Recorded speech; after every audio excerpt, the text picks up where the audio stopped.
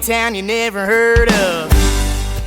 Hey everybody, welcome to the Common Folk Podcast with Ben, Morgan, and Andy.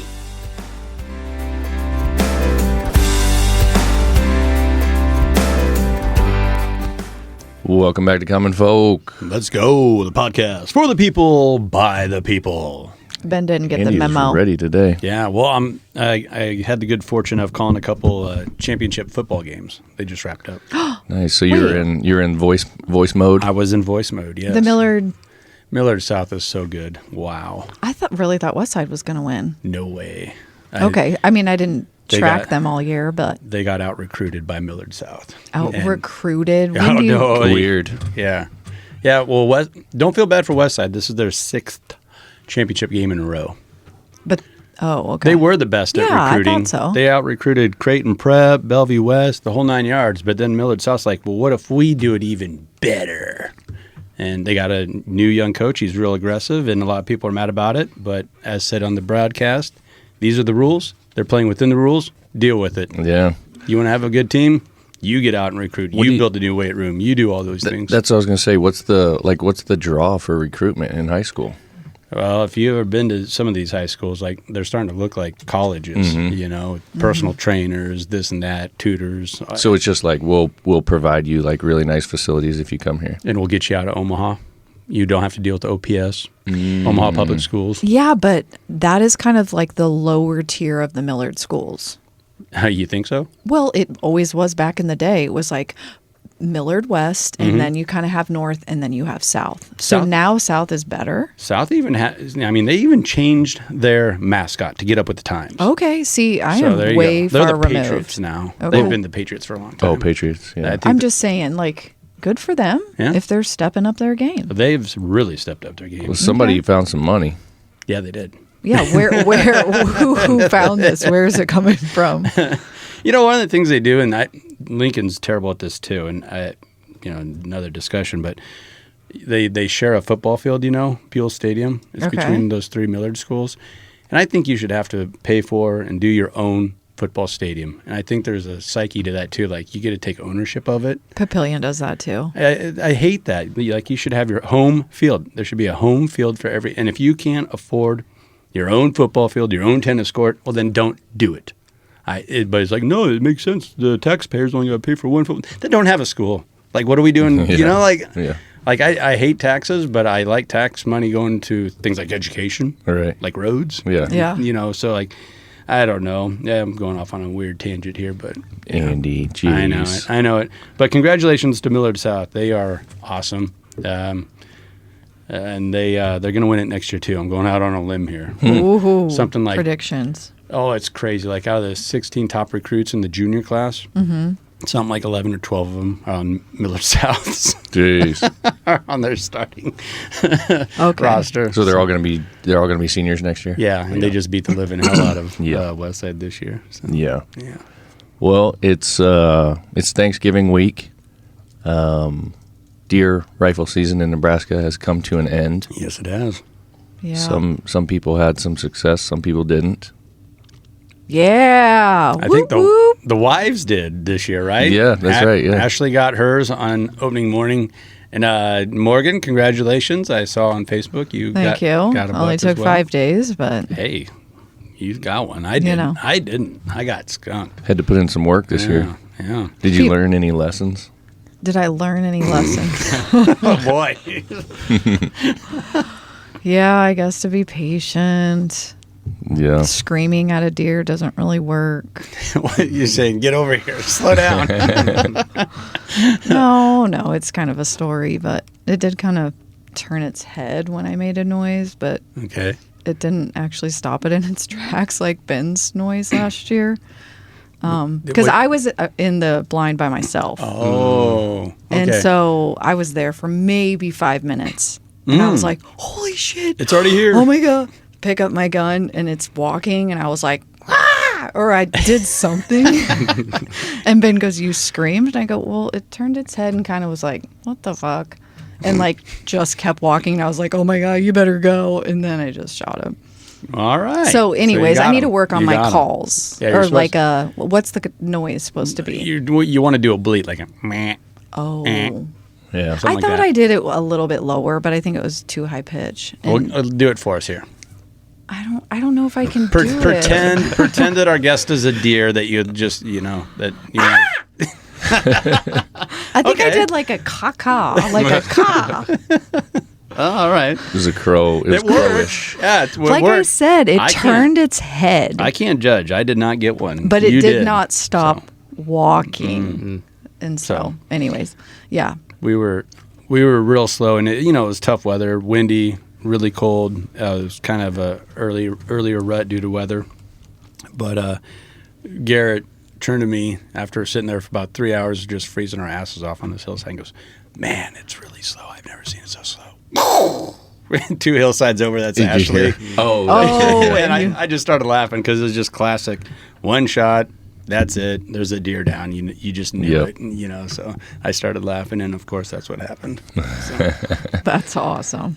our guest today, Andrew Zahn. That's how you pronounce it, right? Yes, You got one I did get one. Yep. Yeah. Opening weekend, but right out of the gate. well, it was last light of Sunday, so Okay, it was yeah. kind of and I wasn't going to be able to go closing weekend, so Oh, Ooh. so that was the time. Yeah. right in the nick of time. yeah. Could you have gone during the week or no with work? Or Yeah, if I it had would have more, been tricky. yeah, Okay. Yeah. if I had more vacation leave, maybe, but Okay. um, Yeah. Well, it's meant to be. yep. So It's always a story. It's always a story with old deer hunting. Mm-hmm. So, you either Yeah. come home with a deer or a lesson. So Yep. That's right. Yeah. No, It's that's true. and now all the hard work begins, getting everything processed and putting it to work. that's right. Yep. We spent the next day after letting it hang, Mm-hmm. doing all the processing and got it all frozen up now, and we'll do a big grind day or Yep. So Yep. That's like what we're going to do Yep. or what we do. Yep. That'll be the plan. It does seem like a lot when oh yeah. it's a day to, Mhm. oh my It's a lot gosh. of And then work. we take it home and you clean it and Yep. bag it. And yeah. But I we- think it's nice because you're like reconnecting with where your food comes from. you know? Agree. For sure. Yeah. Yeah. I think I don't know. I always had this opinion that if more people had to, or if we all had to clean our own meat, so to speak, there'd probably be a lot more vegetarians out there. Yeah. Well, I bet you wouldn't eat it so fast, Right. And so much. And you're onto something there because you don't want to get into this. Well, a cheeseburger at Burger King's cheaper than making a deer burger, and it tastes better, and all this other stuff. Try and do that with like a Canadian fishing trip. It's like you come back with 4 walleye, you cut up the fillets, and you're thinking, oh my god. Each fillet was about $780. Yeah. Right. Yeah. So you don't start doing that. Yeah. But it does. I don't even know if you can quantify that. If growing an appreciation from where your food came from, Yeah. and you also kind of take your time and you enjoy what you're eating. Yeah. A little bit more. So I don't think you'd have more vegetarians. I think you'd have just better meat eaters. Yeah. Well, That's a better way of I putting it. agree that people would definitely like you said, would eat slower. I'd say would probably eat less. Mm-hmm. You're not just like, because I feel like so often when I eat beef or chicken or whatever, like I'm not even thinking twice about it. I'm just scarfing it down. It's great. Just I love it. inhaling Yeah, it. just Yeah. keep eating it. Yeah. But if we sit there and we eat the deer, like last night we cooked the tenderloins. It was awesome. You're enjoying it. There wasn't a Yeah. lot of it, Right. but we were full and also I don't know if you guys feel like this, but when I'm going through the butchering process and the whole process of deboning it and making the cuts and cleaning the silver skin off and cleaning the hair out of it and everything that goes along with that, when I get done, I don't feel like eating anything.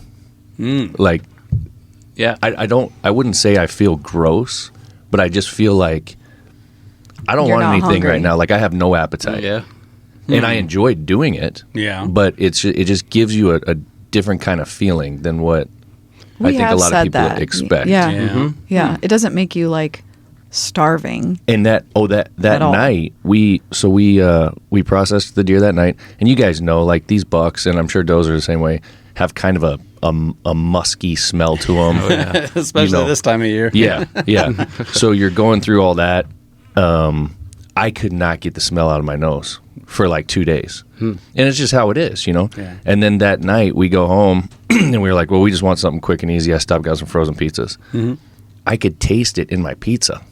I was like, what? Like the smell that I was buried in all day was like in the pepperoni. But it was like on you. It was just Your senses are just like you probably super heightened because you're doing a really serious thing, you know, Slow you're dealing with there. process, Yeah, too, and that yeah. only happens once a year if you're lucky. Yeah. And yeah, it just carries on. People, and I think people don't realize that. And it would never make me not want to do it. It just makes me appreciate it that much more. Yeah, you know, sure. the whole process. yeah. But anyway, it was Well, fun. I didn't get though the buck that we saw on the camera. never the barn owl did camera. see him. No. Mm-mm. If No. you would have got him, Ben would have had to shell out about another $1,000 for the mount. Yeah. This thing was a monster. I bet that deer was 7, at the least 6 years old. I mean, That was a stud. I think I showed you that video, the one we saw in the backyard. Yeah, that was a good buck. That might have been the same one. I don't know. Really? Yeah, because he was that but he one was back here always was big. moving at night. Yeah. Well, that's how a lot of them get old. They just turn nocturnal and you Yeah. never see them. Oh, I see. Okay.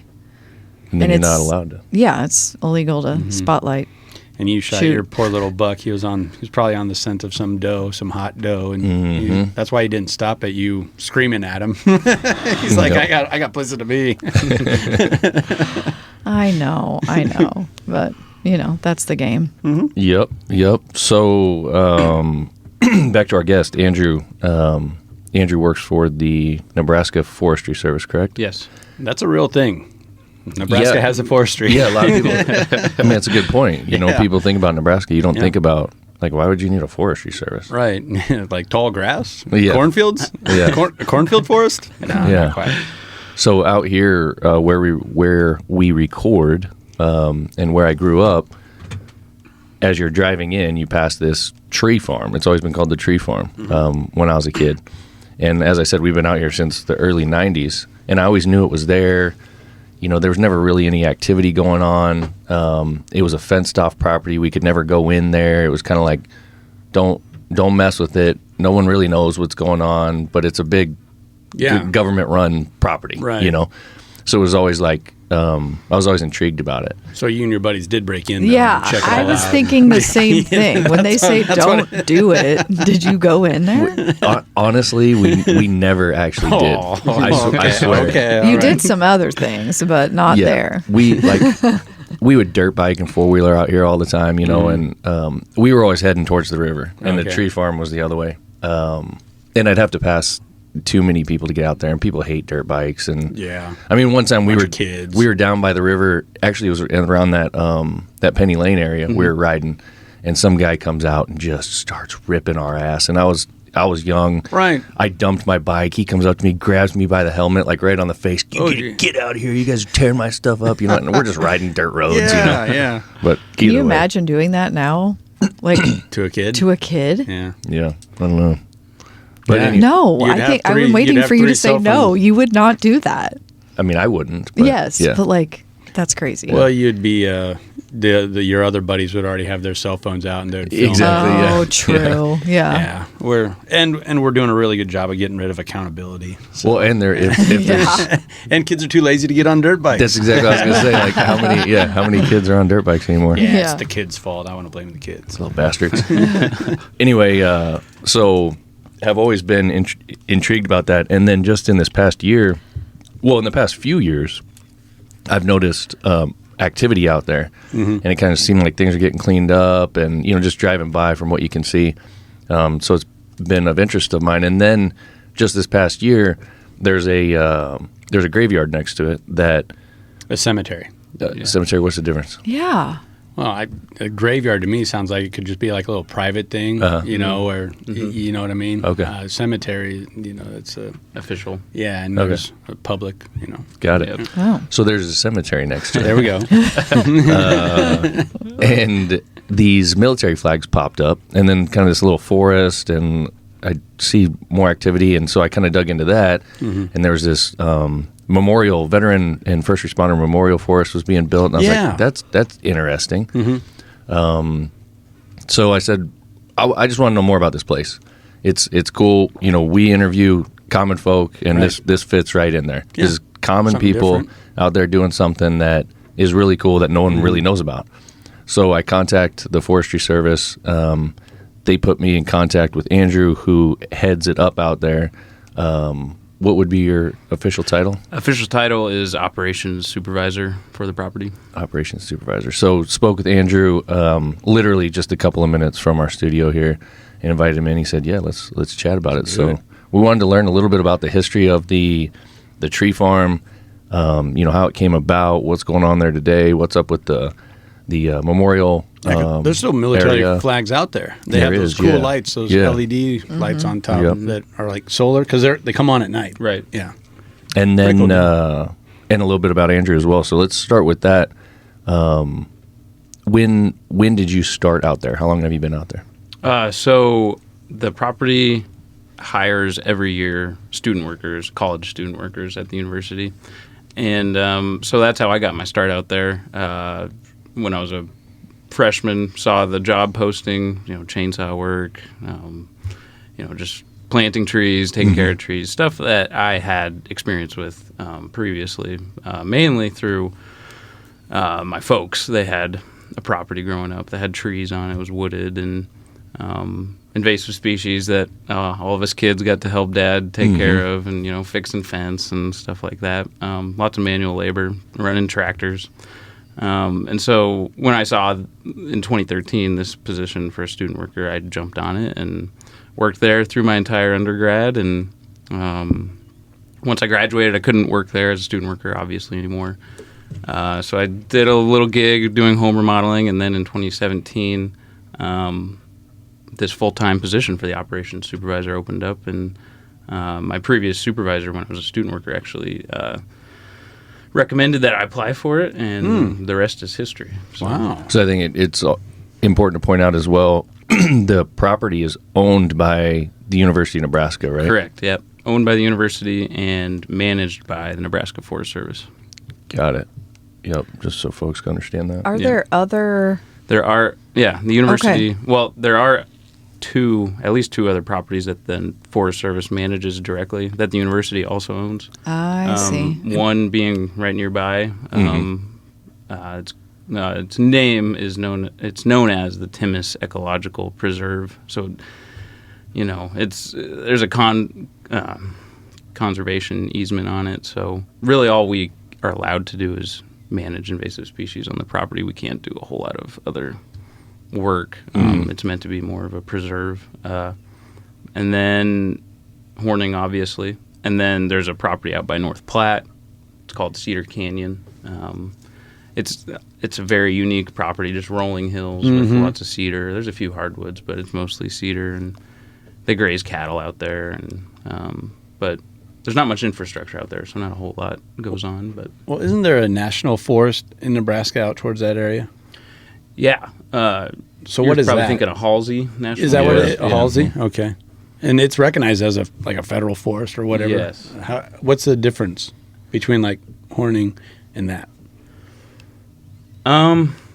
Well, I think because it is a national forest, the U.S. Forest Service is They manage it? Yeah. Okay. Yep. Oh. And we were actually out there last year. A big wildfire swept through there and took out a lot of the trees. Most of that forest is Good. hand planted. Oh, okay. And so it burned up a lot of cedar and pine trees. And we went out there because they were going to try and utilize the timber that had burned. You know, mostly just charred the outside. There was still some usable timber there. But so we went out and did a timber cruise and marked it. And it was promising, though, because you could see little volunteer pines following the fire that were going to pop up. And I always thought that was fascinating because isn't there like certain type of pine cones that they only like sprout their seeds out once a fire like goes over top, once it hits a certain heat. Correct. And I just think that's so cool that Really? like fire adapted species. yeah, it's just crazy how evolution works even with plants, like Yeah. something that you don't even think of. Yeah. You know? Is that where you went like dirt biking or whatever? Yeah, that place, I mean, it's been on Or- fire a few times, hasn't Yeah. it? Off-roading? Yeah, because we went out there, it had been at least 2 or 3 years ago, and that was just after a fire. because we rode out there for a few days, Okay. and you could see how everything had burned. So much of it had burned. Yeah. Yeah. And for the most part, fires aren't bad. Like, Right. they used to just always roll through, and help with the regrowth of stuff, really. Right. So It's when a fire starts encroaching in on an inhabited population area, Yeah. But Yeah. that's where it gets to be problematic. So for yourself, you had mentioned going to the university and that. What about before that? Where did you grow up? I grew up in Syracuse, Nebraska. Okay. A little small town, but smaller than Plattsmouth anyway. not like Syracuse, New York. Yeah, quite a bit A smaller. little smaller than that. Okay. All right. So, and what did you always have desire to get into something like this, or what kind of sparked the interest for you when you were younger? Yeah, I originally thought I would be like a game warden or a conservation officer. Okay. Oh, wow. But I learned a little bit more about what the day to day with that job would be like, and kind of rethought it a little bit. I always knew I wanted to do, like, it seemed like it was more of there was definitely field work with being a game warden, but I think there would be a lot more office work involved, and probably some not so fun work as well. I've Sure. heard stories about Yeah. what they find at public areas, and What you have to deal with. yeah, and so, and there's not a whole lot of unless you get into the private industry, there's not a whole lot of opportunities to like do just land management unless I mean, the public positions that are available are usually pretty competitive and hard to find. But I always knew I wanted to work with my hands and not be trapped in an office all day. But Yep. it's just not who I am. Do you have siblings? Yeah, I got one younger brother and 2 older sisters. So you're the middle. Yep. Bad middle? He laughs. Third one. I'm a middle kid, and they always say you're the bad middle kid. Yeah. Or just the one that everyone forgets about. Yeah, exactly. There you go. See, okay, we get it. But I thought it was interesting when you. Come on. But I thought it was interesting when you said that you did a lot of that stuff with your parents, and and they had land. That you said that quick, and that you wanted to continue doing it. I feel like Yeah. of course, it's going to be one or the other. But a lot of kids would probably be like, "I don't. Like, Yeah. I was made to do this. I want to do something totally different." Yeah. And I think it's cool that then now your career is basically some of what you were doing growing up. Yeah. Yep. And my dad by trade was a pork producer, and Oh, forestry was okay. kind of always like a side hobby of his that he was just always interested in. And I think he probably wishes that he could have worked in a similar position that I'm working now. Yeah. Does he get to come out and see? Yeah, Like yep. you work or? Yep. So actually, one of the demonstrations we have at Horning is like it's called the alley crop, where there's rows of nut-producing trees we have grass growing that gets harvested as hay in between these rows of trees.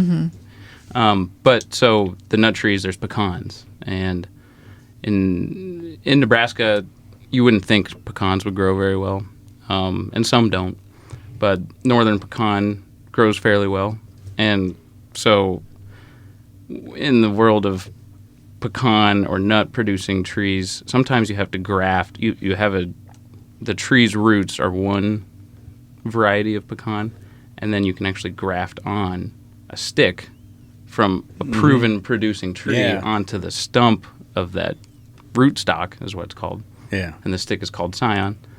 And in a short amount of time, that tree accepts that little stick, and it will What? actually, it's kind of like a Frankenstein experiment. It'll grow and become the new top of the tree if everything goes well. Oh, there's a lot wow. of, yeah. So my dad has always been interested in nut producing trees, and Okay. so he's actually part of the Nebraska nut growers, and we've kind of formed a partnership with them where they'll come out every once a year and help us out grafting some trees. very And- cool. Oh, that's awesome. yeah, and they get, in the future when our trees are much larger, we'll harvest more scion sticks and Yeah. then give them to the nut growers. That's real big in like apple trees, like fruit, Yeah. like grafting and stuff like that. Yep. And the more you learn, the more kind of cool, more interesting it is. Yeah. I've just like dabbled in it a little bit. I was thinking of like planting a stamp. I think they called it a stamp of apple trees, like out in some of our pastures. Yep. And that would just be to attract more deer so I Sure. can shoot them. So, but I hear your dad loud and clear about. Does he still work with pigs, with hogs? No, he's retired now. So our barn, that big white barn in front of our ranch there, Yep. it has cubicles built in it for pigs. Okay. Yep. And my dad said the happiest day of his life, other than when I was born, Oh, okay. was was when they sold all the hogs. Yeah. When they got out of the pig business Yeah. completely. Why? Well, Is it They're- a Take it- grind? They're an MFer to deal with. Is probably the nicest way to say it. Yeah. And then I worked at a hog confinement farm in college for a couple summers in a row, and I can attest they are MFers. Because they're just You know? nasty. well, especially in a confined operation. Loud, demanding. They 'Cause don't. They're usually very curious creatures, and I see. fairly intelligent. Yeah. And when they're Yeah. trapped in a concrete box all day, they're gonna get Yeah. a little rowdy. Yeah, nasty. Yeah. Yeah. But- and they're mean. Like you Yeah. got to move in the bore with the and, oh boy, Jesus. Yeah. You'll bite your leg off. Yeah. Okay, but back to the wood. Isn't that that wood that you like for your smoker? Pecan, yeah. Okay. Yep. Yeah. And we don't get it around here. You I know, remember you to your saying point. that. So Right. Well, Well, if you have a down got tree, some, yeah. might have- Oh, look at that! If you See the have a- wheels turning here. if you have a down tree, we might take that off your hands for you. We'll actually travel to Oklahoma or Texas to get loads of Really? it. Yeah. Which it's cheap down there. I mean, you could Yeah. get 2 truckloads for a couple $100 or Yeah. $100 or whatever. And then there's guys up here that sell it like half that for like $600, you know, because they're hauling it. But the pecan wood in general is such a good smoking wood. Yeah. It's hard to beat. Well, we had an apple tree fall over in our first house, and I used that. Yeah. You know, I went and found a I've got chipper. one of these. Well, that tree that you can see right there that's dead Yeah. is an apple tree. So probably in the next year or two, we'll be cutting that up and Nice. and splitting it, and we'll use that for smoking wood too. But Love it. otherwise, just like beef barbecue, and even pulled pork or whatever, around here it's usually oak, maybe some hickory. I felt But- like pork's really good with apple wood or any fruiting tree. Right. So, Yep. Yeah. cool. So anyway, I think it's pretty cool that you know at a young age you kind of really knew what you wanted to do and was able to follow through with it. Yeah. The job is, or from what you're saying, I can tell that you're the kind of guy, like you said, likes to work with your hands, likes to get dirty. But it seems to me that this job is also very like intellectual in terms of you have to have a good like science understanding. sure. So was that something you were always into, or has that just been kind Yeah. of part of like, oh, well, I have to do this too? Or No, I've definitely always been interested in science, and part of that might have been due to my upbringing. But yeah, I actually, so I don't have a degree in forestry or even horticulture. It's fisheries and wildlife. Okay. But there were still classes along the way that I took where, biology and soil science and different things like that, animal science. Yeah, no, you definitely, you do have to definitely got to have a base understanding of species identification. right, yeah, And then knowing how those species react to certain. I mean, in the case of invasive species, how those species react to certain control methods, what control method works the best, what chemical to use. But yeah, there's definitely an element of science to yeah, it, and for sure. And there's one of the big things about science that I think sometimes gets lost today is you have to be okay with being wrong sometimes. You got to be willing to admit that you might not know the answer, but that's okay, and that experimentation and trial and error is important. You can learn. You can run an experiment and learn. Oh my God. Okay. Well, that's something new. You know what he is? He's a product of, and I think it's moving this way, where you actually worked there for a number of years while you were a student. So you had hands-on experience, and that weighed way more heavy than some piece of paper saying, I'm a biologist and I understand trees. No, you actually did the work. You put in the time to work. You had the passion for it, and they actually went out and looked you up. They could have just found some hoity-toity guy with True. all these degrees Yeah. from Syracuse University out of New York. Yeah. But no, they wanted Andrew, Yeah. So, and I think it's good. I think it's, I would rather have somebody that has the passion, but then also has the experience. So you like fit the mold perfectly for what I think they needed there. For sure. What do you do like most of your day? I mean, are you mostly by yourself too? Yeah, normally it's. So you like being alone? I'm kidding. It's like the Lorax yeah. with the trees. I've been given that nickname. Okay, there you go. But Do you get there- home and just chitty chat because haven't been able to talk to anybody all day? yeah, it's definitely the worst in the winter. Oh, okay. All summer I have, and into the fall, some student workers out there to Okay. to keep myself from going insane. But no, it doesn't. I've never been. I always knew that would probably be a part of the job, and it doesn't. It's not a huge deterrent for me. Usually, I'm just so busy Yeah. that I don't even. So you're notice running a it. tractor, you're planting, or like just chainsaws, everything. Yep. Okay. Yep. And it's different throughout the year. Every season, there's kind of a different, I don't know what you'd call it, direction that we're, trying to progress towards. And throughout the year, you can't do some things, right? Like there's some, like obviously during the growing season, that's when you're doing a lot of spraying, and then towards the fall when the invasive trees are kind of sending there's obviously sap flow in a tree, right? So in the fall, all trees are sending sap down into the roots to prepare for winter and dormancy.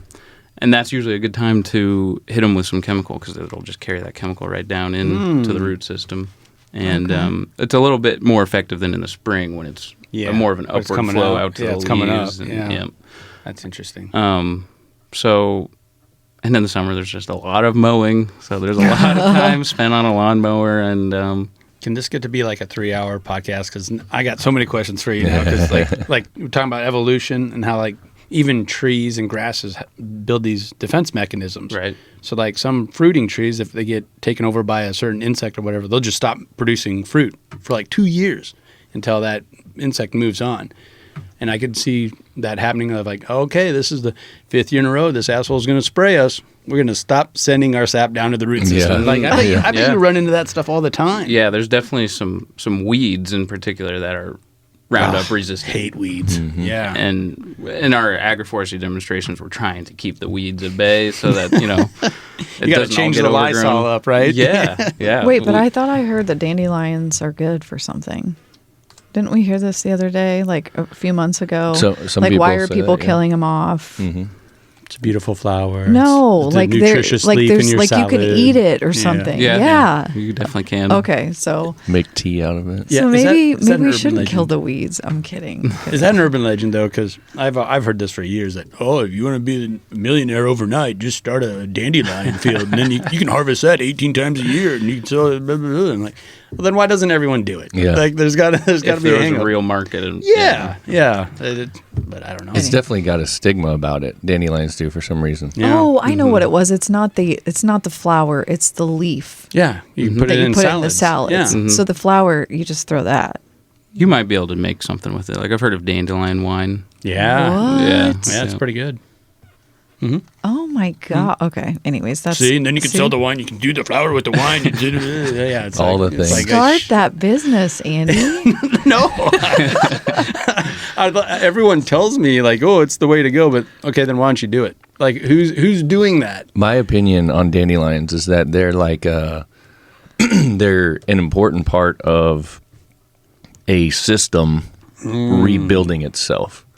And everyone just wants to kill them, and we kill them too in our yard at the house. Normally I just pick them, just because you don't like seeing this popping up here and there or whatever. But again, it's not that big of a deal. It's just like a social thing or something. But anyway, for me, when I see them, like they got a pretty good sized root on them, and that's beneficial, for the soil. It's Absolutely. like cover crops, that people will do in farm, like turnips and things like that, radishes, that are going to go in and they're going to bore holes and they're going to create room for air and water. And I mean, dandelions do a lot of that. Like they're part of rebuilding the landscape, but I don't know. People just hate how they look. Right. Well, it's a marketing thing too. You know, get rid of weeds. Yeah. We're told what a good yard looks like. Right. Right. Oh yeah.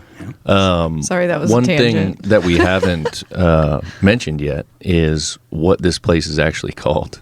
So, what's the official name of? The official name is Horning State Farm Demonstration Forest. Okay. And for the longest time, it was just Horning State Farm. Yep. Around, early 2000s, the direction of the farm decided to go away from research and more towards like an education center, or in this case, a demonstration center, where if there's landowners that have, little wooded plots, or, maybe they have a good stand of, there's some good walnuts or, some decent oak trees that they're interested in bringing to market as lumber or timber, then, we have all of these demonstrations out there at the farm that can kind of you can tell them like, well, here's what you can do to increase the production of these trees, or here's some invasive species that you may have. Here's how we control it, the proven methods for control. And did that shift open the door for a lot of really cool stuff, like new stuff? And you mentioned like when you were growing up, nothing was ever happening there, and we took our kids to an event. What was that called? So Forest Festival. Yeah, that was awesome. Those were like little stations, and they got to build different things out of wood or whatever. You know, there was an axe throwing. Those toy axes. Oh, toy axes. Wow. I wouldn't have given Ozzy a real axe or a hatchet. So no, but it was so cool. You guys had hot dogs and chips. And It was a really neat event. So, and we just heard about it. Like a neighbor of ours, like, hey, we're taking our kids over there. I'm like, okay, let's go. Yeah, it's our annual flagship event that the property isn't typically open to the public throughout the year. So it's kind of the one time a year that really the entire farm is open. Folks can come out and hike the trails, explore the property. We also have activities like the tree climb, the axe throwing. The line for that was so long. Yep. Yeah, and then you guys took us on like a hayrack ride, like a tour. Yes. That was cool. Yep. So do some. And even on those tours, you're not getting to see the whole property. So we always encourage folks just to get out and hike. And Now, how many acres? So in total, the farm is 240 acres. Okay. Yeah, that's a lot. Yeah, it's a fairly decent size. And you might have been on our tour. I apologize, can't remember, but if we were on your ride, you'd remember Ozzy because he was the little one just asking a ton of questions, and I could feel that, okay, maybe we need to tone it down with all the questions. Well, what's that? What's this? What's that? I think that's great, though. You know, I think there's not a whole lot of places kind of like this, and especially like Forest Festival is a free event, which is even more helpful for young families with children. I think there's always going to be a curiosity in a younger kid's mind, and if they're already curious about the outdoors, you got to fan that flame a little bit. Foster it a little bit, rather than saying, "Okay, here's an iPad." Yeah, no, you guys were really good about answering questions and taking the time, and maybe it was more of the other people on the ride that were getting fed up with. Wait, but how did the name? Is it because that's the road, or was that a family? So the property was owned by the Horning family. It was a family before, and it was written in the will of the Horning family that the property be donated to the university. And then let's see. So it was donated. The actual donation occurred in 1950. And so previous to that, there was trees on the property, not entirely. There was a lot of farmland and rangeland that livestock was being grazed on. But there were some original stands of native hardwood forest that was not hand-planted and probably a fragment of a much wider forested area before really development happened in this area. So was it a ranching family? You mentioned grazing. So I think a little bit. There was some livestock. I think mainly it was cropland. Oh. Okay. But and the Horning family actually they in articles I had written or read, they are what I guess you would call them a homesteading family. So the sisters that actually wrote it into their will to donate the property, their grandparents were the original homesteaders of the property. So they would have been third generation owners of the land. And I think they must have had a passion, or they really enjoyed trees themselves, because in their will they wrote that the property would be donated for forestry purposes, or as a fruit orchard or an experiment research station. So, and I think actually one of the sisters had gone to the university for, I'm not sure what she studied. That's what I was thinking. Why did they pick there? And I wonder what makes someone want to donate to a school. I mean, that's dang cool. Obviously, they didn't have any children probably then to give it to. Yeah, I don't think they did. Okay, no. So there was no next of kin that they were like. It's like the opposite of that saying, the first generation plants the tree, the second generation enjoys the shade under the tree, the third generation cuts the tree down. They made it into a tree farm. They planted thousands of trees, so that's kind of cool. Yeah. Yeah, I think I always think, they maybe don't get enough credit for their foresight, know. And actually there was a period after the donation where the university was looking at all these properties that had been donated to them, and someone in charge decided, no, let's just sell all these properties off. And the only exception at the time was Horning State Farm, because of the specific wording in the Horning sisters' will. No, they're not allowed to sell it, basically. Right. Oh my gosh! So the university had more properties donated, and they just decided that's probably too much work or whatever, and then they sold them. Yep. Huh. It's a short-term gain for somebody that was in charge, and he could, I'm sure, show on a ledger like, oh, look I'm at a surplus. Everybody else was working at a deficit. And like, oh yeah, you sold off the greatest assets to the university. Well, you're a winner. We probably needed a new weight room or something. You probably did. We wanted a better football team. we could recruit. We needed to recruit. That's a good full circle. Yeah, so no, that's super cool that that they did that. It again, being down here for 30 years or however long it's been now, I always knew the name, but I never even knew that was a family. Yeah. And then in doing a little bit of research, seeing that they had actually lived there and the farmstead was there. Yep. And then we went out and quickly kind of looked at your property and kind of looked at where your buildings are, and you were kind of showing us where the house had been once upon a time. Yep. And the old well and those kinds of things. Corn crib. Yep. Yeah, the corn crib. Yeah, it's just it's an interesting piece of history there. Yeah. Well, we need to circle back because you mentioned it with all the military flags and our new. I work for News Channel Nebraska. We ran a story on it that the day of the dedication. Let's see here, honor and remember, and now it's a memorial forest. What was going on that day? So. I guess I'll go back in time a year or two when the idea was first proposed to us by a man by the name of Jim Meyer. He's the founder of Honor and Remember Nebraska, or at least this memorial forest idea was his vision. Okay. And he himself, being a veteran, I think recognized that it's a big... Not to steal his words, but it's a quote I've heard from him so many times that when you die twice.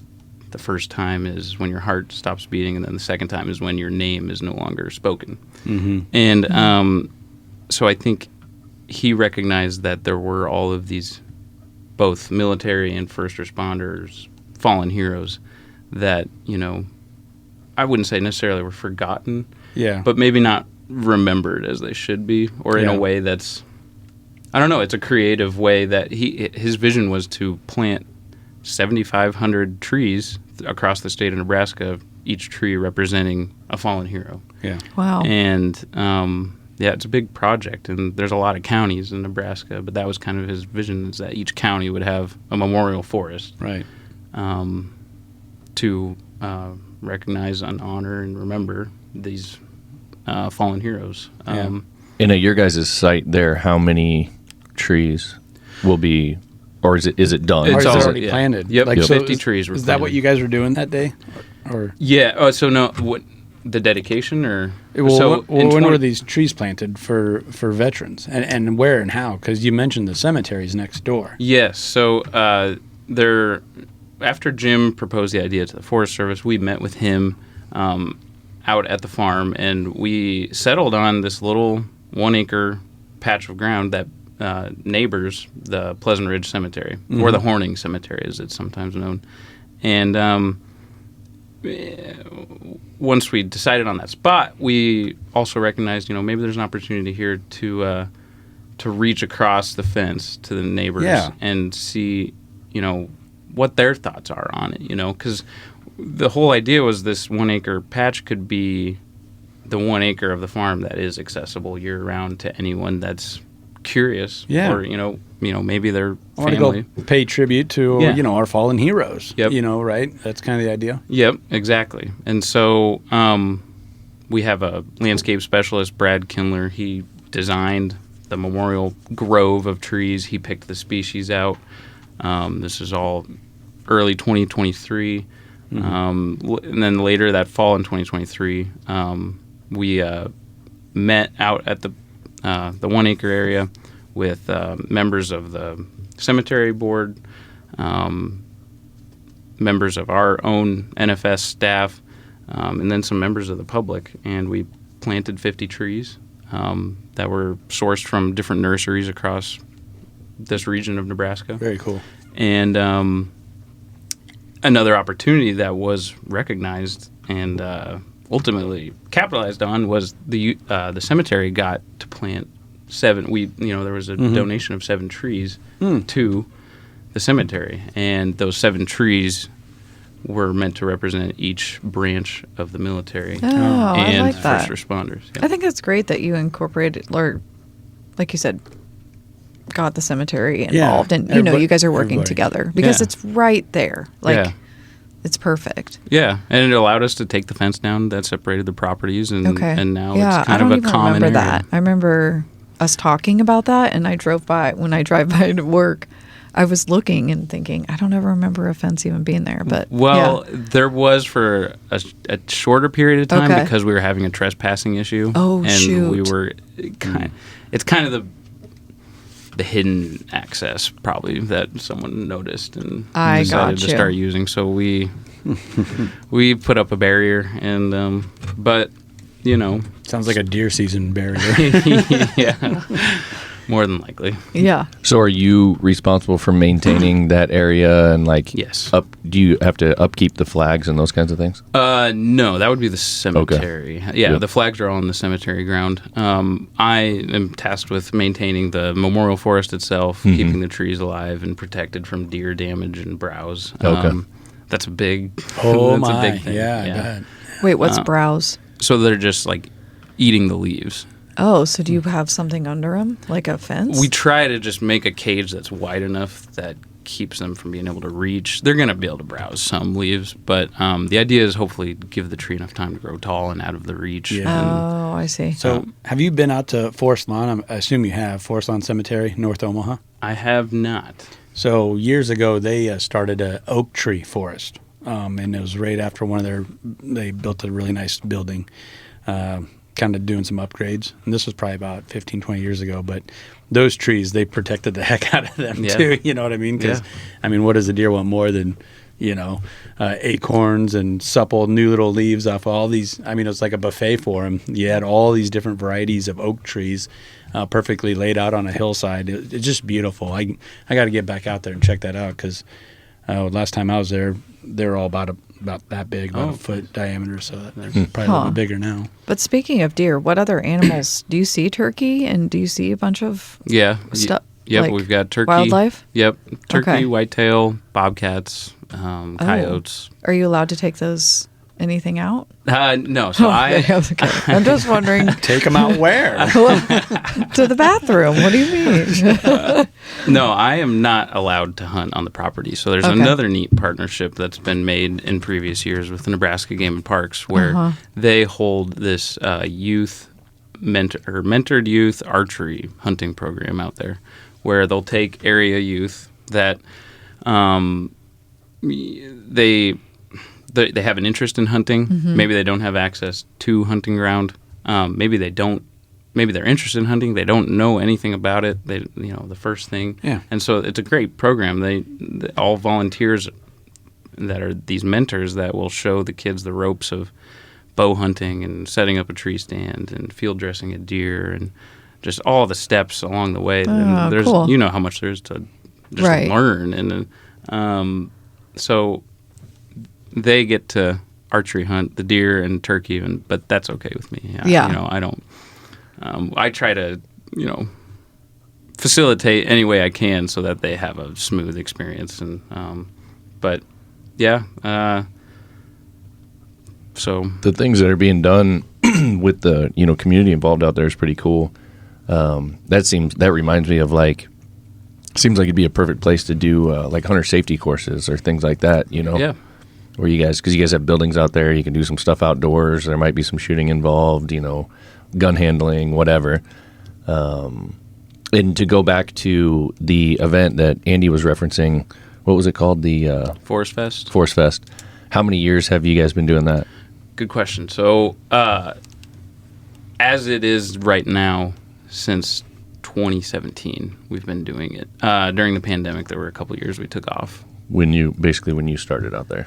Yeah, it was not my idea Oh, to get it come going on. again, but and it actually was an idea that had been held at the farm previously back in the 80s up until the late 90s. At that time, it was Forestry Field Days, and it was an event geared more towards landowners or people interested in forest management, timber management.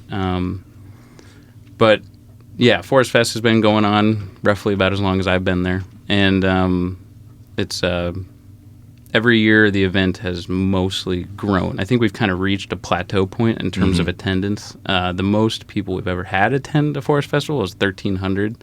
Wow. And That seems like a lot. There's And a that's lot of one cars day there. or that's a It weekend? was a one-day event, like Wow. 4-hour event, Yeah. and they all showed up, it seemed, in the same 2 hours.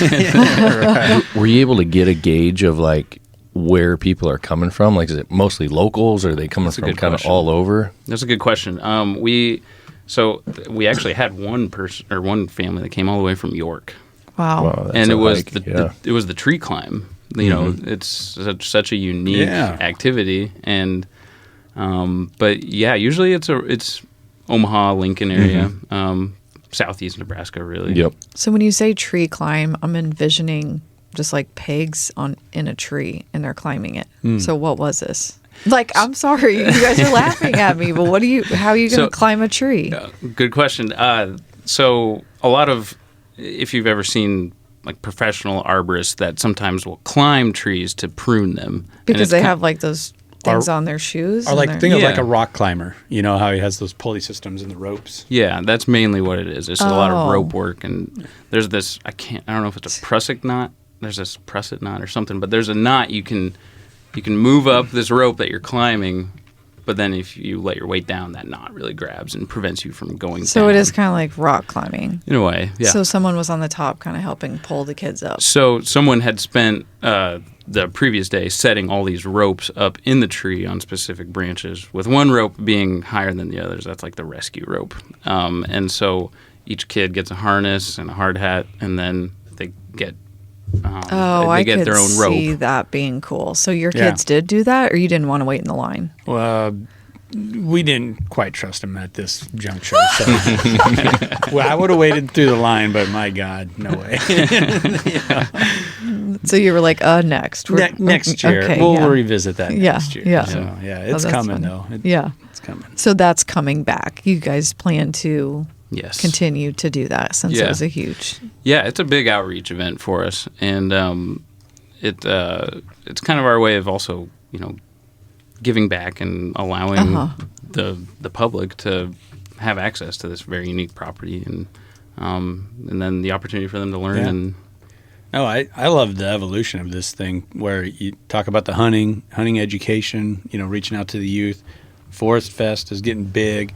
And then also with the, I'm a sucker for things like the memorial deal. Yeah. That's cool. Because you do. You got to take a step back and remember and be thankful and grateful. And what better way to do it than plant a tree and have a place to go back and think, yeah, Have you guys talked at all about like future plans for the property and maybe any kind of other involvement with the public or any of those kinds of things? There have been unofficial discussions about that. It's always been, I've always thought it would be great to have the property be more accessible, especially to the local area. I think a lot of Plattsmouth residents are curious, or maybe they don't even know it's out there. I've encountered both attitudes, and one of the main hangups is just staffing. Like you asked earlier, I am the only one out there, Right. and there would probably it'd be nice to have a better, like, we already have infrastructure out there, but it'd be nice to have, if we were going to go down that route. I think there would be some investments needed, mainly You need a couple more people. and parking, and Yes. a bathroom that's more than just what's out there A now. shop So potty. It seems like something that could be, like you typically see with some of these places where like there's some kind of membership and, you get access to certain things with your membership or whatever. I could see it. It's not, I don't know. Because in its current form, it's cool. It's kind of raw. It's very raw. Yeah. Yeah. Have you been, and it's a different body, but you guys all work together where it's the NFS, Nebraska Forest Service, Game and Parks, NRD has some properties. Yep. Have you been out to Mascentine up in northeast Nebraska? I have not. Mascentine Lake. So they tapped into this, and I didn't even know this group of people existed. But they get on mountain bikes and they go on these crazy trails, and they build these little, like, good ones or good trails have like obstacles and like little wood bridges that if you're like, I wouldn't dream of riding my bike on it now. Now, when I was a kid and I didn't care, and I'm like, yeah, let's wreck it. Let's let's get after it. Some of these bridges are high off the ground and they're only like a 2 foot wide, made of wood planks. Like, get out of here. But I was looking into that. We did some film work for Mascentine a few years ago. And, there's just this group of people, like snowmobilers, they'll go, oh, let's do Wyoming this year. Let's do Montana this year.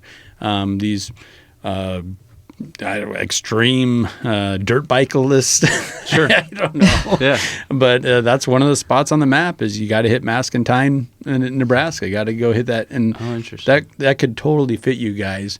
You just build a bike trail, for mountain bikes, and a little curve here, a little dip there through the trees, and you got this whole built-in system of people that care about the land, that they're not going to abuse it. I don't hear much of that with this group of people, and of course not. They're there to mountain bike and enjoy the outdoors. Yeah. So that's one example of what Horning Forest could turn into, or could be, or could offer. Yeah.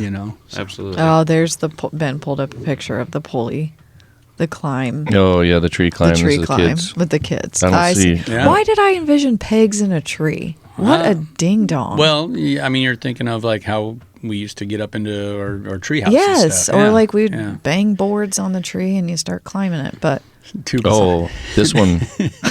Yeah, now you could have a tree house forest. yes, exactly. That's We got all the ideas for you. God. I don't know how I forgot about this, but in this little article they have here, they're talking about Smokey the Bear.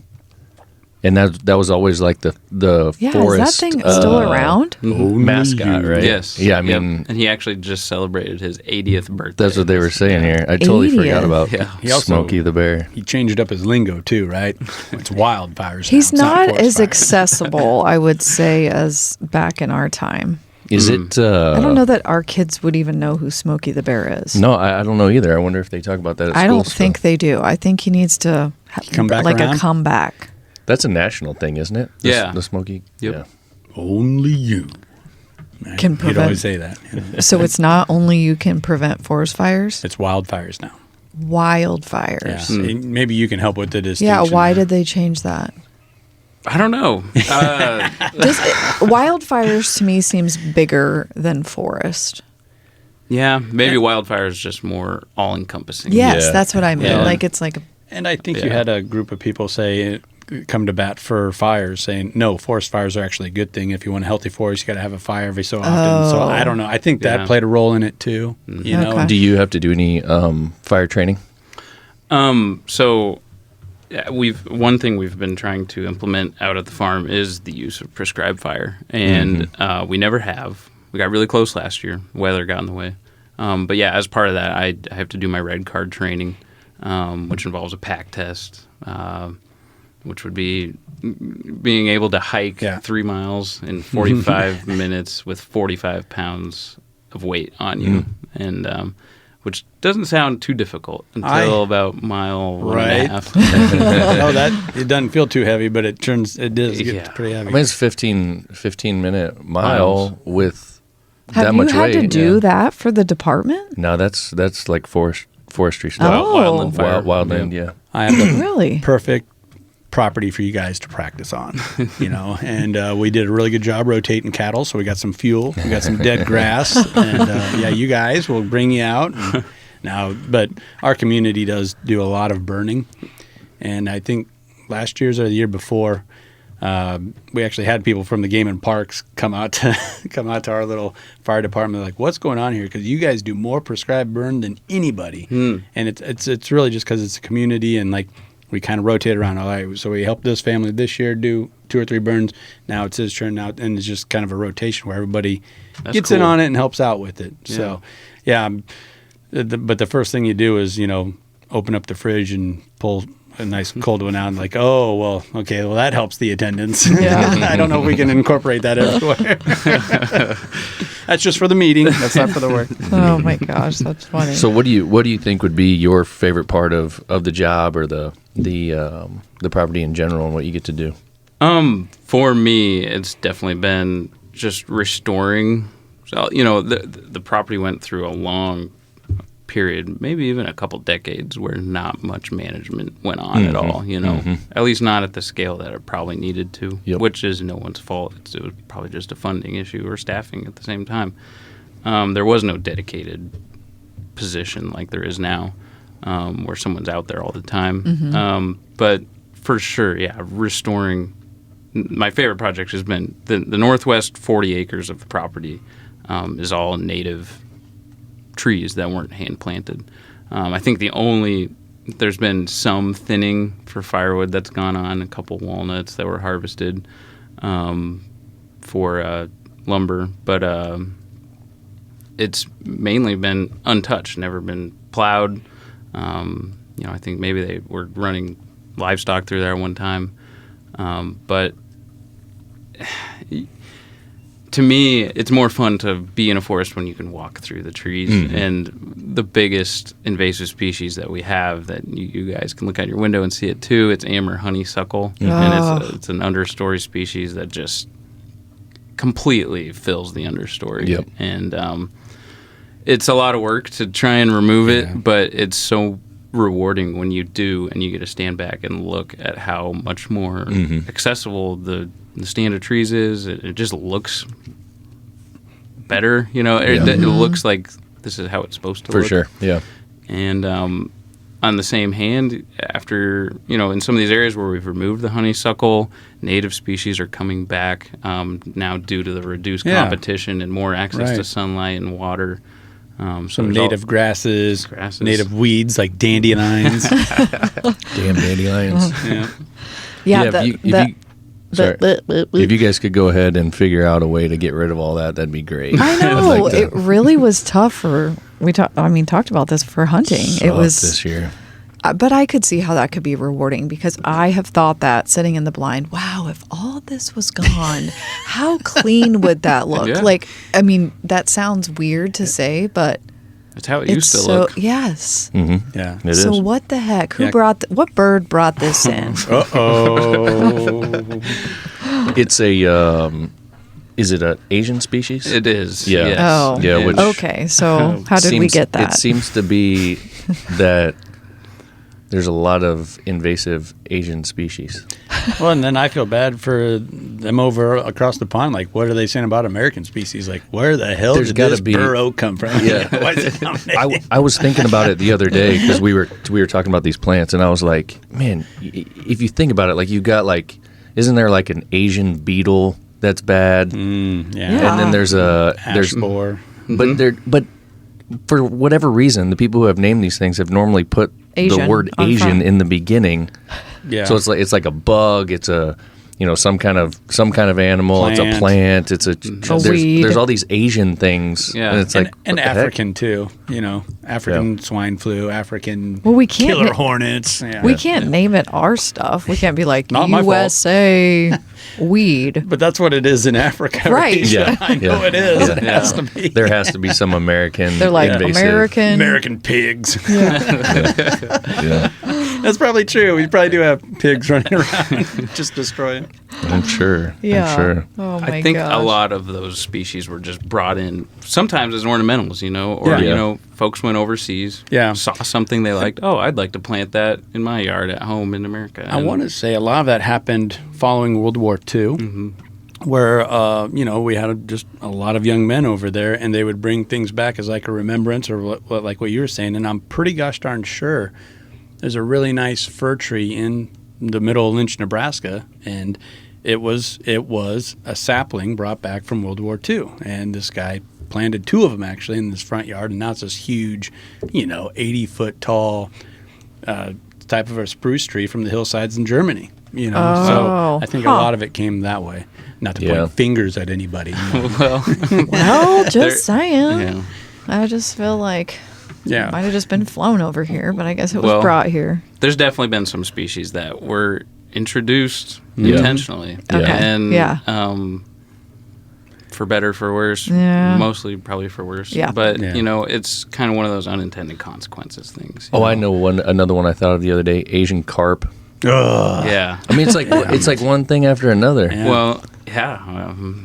And they're, And they're I- probably like American catfish are eating up the bottoms Yeah. of our lakes. Yeah. Those nasty mud eaters. Yeah. And I Interesting. think in these countries too, where these are coming from, they probably do have another species that's keeping Right. it in check, Right, Which is sure. not present here. Yeah. And then, I don't think the answer would be to bring that Another species, one. Whatever that another was gonna species be, over. yeah. No. Yeah. Yeah, that's just opening a can of worms. Yeah. Yeah. It does Yeah. kind of feel like we're as a world population, we're going down this road where like everything is going to become the same. Like I relate Largemouth it. bass are going to be about it. Largemouth bass and Asian carp. Well, that's- and it's going to be the same everywhere you go. Yeah. You know what I mean? So like I think about it in like hunting terms where, we need to head way out west to go hunt elk. Mm-hmm. Not for much longer. You think they're going to be in our backyard? Yeah, soon. we're going to be hunting them here. Oh. And I think the same thing's happening with things like turkey and whatever else. Everything is just kind of spreading and growing its own redistributing. self Yeah. all over the place. Mountain lions, wolves, you Yeah. name it. Yeah.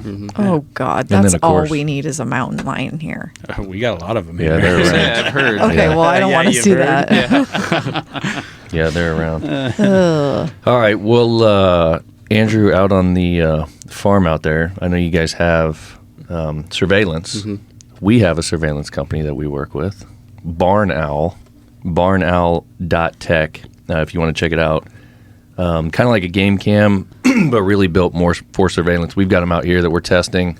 Andy's setting one up out at his place. We set it up following rifle season, deer rifle season, and we have a couple cattle that were loose and we couldn't quite get in. Very overgrown with cedar trees. So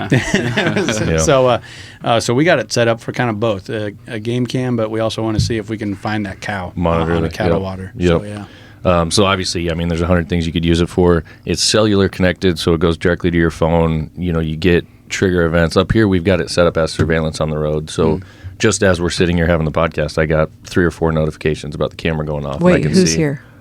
A mailman. I'm kidding. I just wondered, or Okay. is it another deer? No, it's not a deer. Okay. One of them was a cat. Season's over. You already filled your tag. Gosh. Yeah. All right, fine. Freaking savage. And it's also has solar panels that you can hook up to it, so that you don't have to worry about battery life out there. So pretty cool setup. As I said, barnowl.tech. If you go there at checkout, if you use code FARMFOCUSED, FOCUSED, all one word, you get 10% off. So check them out, barnowl.tech.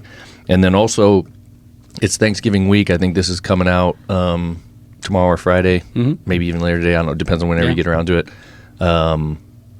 This weekend, Black Friday and Cyber Monday, on the Farm Focused website, there's going to be some pretty cool specials. So check them out. Most of it's going to be buy one, get a second one half off. So people are getting 50% off items over the weekend. So Cool. check out the gear, the Bogo. shirts, the hats, Yep.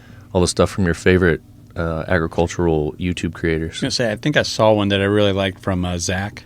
Yeah. Farm around and find out. Yeah. That's such a Zach take on Yeah, it. Rather right. than cursing, you Right. turn it into kind of a family-friendly, fun little saying. Yes. Yeah. Yeah, there's some cool things there, and we're busy as heck right now. It's that time of year, so Yeah. we better end this and get back to work. Yeah. Go. All Yeah. Andrew, thanks for coming, man. It was fun. Thank you guys. It's nice to meet you. I was just to kind of close it out for folks. I was looking online here on Facebook. There's Horning State Farm, and it is it's a member site. So you go on there and you just ask to be a part of it to get approved. And you can learn about it. On Instagram, that's an open one. It doesn't look like it gets used quite as much, but it's horning.state.farm. And then also on that memorial deal, I found their website. It's honorandremembernebraska.org. Yeah. And then you'll be able to check out, Really cool. the specific. Locations they Yep, have. yep, and It how looks many like, yeah, trees like and- you were saying, there's a lot on there. Yeah, Okay. Folks can donate there too if they want to, but And I'm sure Jim would be, if there is a community or even, someone that's interested in helping his project along, I'm sure he would be more than receptive if you wanted to reach out to him. And I think they might have found some with the cemetery deal because there's a lot of old cemeteries Yeah. that are becoming forgotten, getting smaller, and need tree work, or their old pine trees are falling over. Plattsmouth Park just had a big pine tree get blown over on that windy day. yeah. So there's an opportunity there for let's plant some new trees with this group, and then this group will take care of those trees. And there's just like you guys did with them. There's a way to work together, and everybody gets something out of it. yep. Absolutely.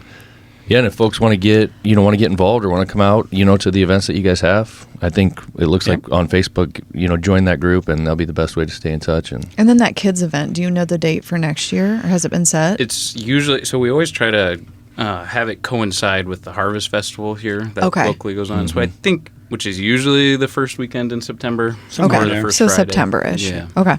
All right. Just so people know. Yeah. Yeah. sounds good. Anything else that you want to leave the folks with, or?